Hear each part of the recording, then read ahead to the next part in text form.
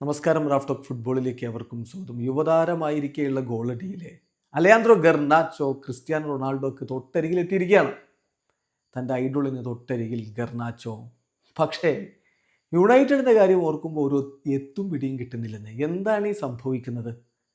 Europa ലീഗിൽ മിന്നും പ്രകടനം നടത്തുന്നു.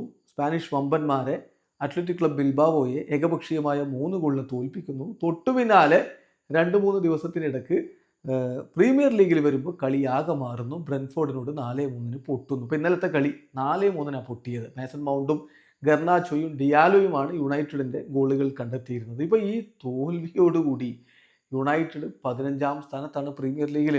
35 കളികളിൽ നിന്ന് അവർക്ക് ആകെയുള്ളത് 39 പോയിന്റുകളാണ് എന്ന കാര്യം ഓർക്കുക. 16 കളികൾ അവർ പൊട്ടിയിരിക്കുകയാണ്. ഒരെത്തും പിടിയും കിട്ടാത്ത അവസ്ഥ. അതായത് വെരി ഡിഫറെൻറ്റ് റിസൾട്ട്സ് ആണ് ഇപ്പോൾ യുണൈറ്റഡിന് പ്രീമിയർ ലീഗിലും യൂറോപ്പ ലീഗിലും ലഭിച്ചുകൊണ്ടിരിക്കുന്നത്. ഇതോടുകൂടി എന്താ സംഭവിച്ചത്? Manchester United have gone 6 consecutive Premier League games without a win for the first time since 2015 under Louis van ഗാൽ.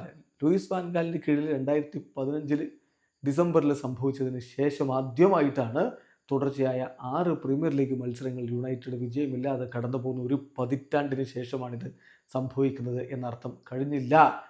ഇപ്പോൾ നോക്കുക, they have now won just 3 of their last 22 Premier League away games against London sides. London സൈഡ്സിനെതിരെയുള്ള മത്സരത്തിൽ അവരുടെ കഴിഞ്ഞ 22 premier league away മത്സരങ്ങളിൽ വെറും 3 മാത്രമാണ് അവർ വിജയിച്ചത്. 14 പൊട്ടി, 5 സമനില. വല്ലാത്തൊരു പരിതാപകരമായ സ്ഥിതിവിശേഷത്തിലൂടെയാണ് യുണൈറ്റഡ് കടന്നു പോകുന്നത് എന്ന് പറയാതിരിക്കാൻ വയ്യ. അതേസമയം ഗർനാച്ചോയുടെ ആ ഒരു ഗോളടിയുടെ കണക്ക് നോക്കുക, ഗോൾ കോൺട്രിബ്യൂഷൻ്റെ കണക്ക് നോക്കുക.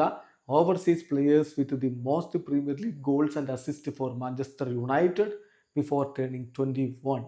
21 വയസ്സാകുന്നതിന് മുമ്പ് മാഞ്ചസ്റ്റർ യുണൈറ്റഡിനായിട്ട് ഏറ്റവും അധികം ഗോൾ കോൺട്രിബ്യൂഷൻസ് നടത്തിയിട്ടുള്ള താരങ്ങളുടെ ലിസ്റ്റ് എടുത്താൽ ക്രിസ്ത്യാനോ 25 ഗോൾ കോൺട്രിബ്യൂഷനുമായി ഒന്നാമത്, അലയാൻഡ്രോ ഗർനാച്ചോ 24 ഗോൾ കോൺട്രിബ്യൂഷനുമായിട്ട് രണ്ടാമത്.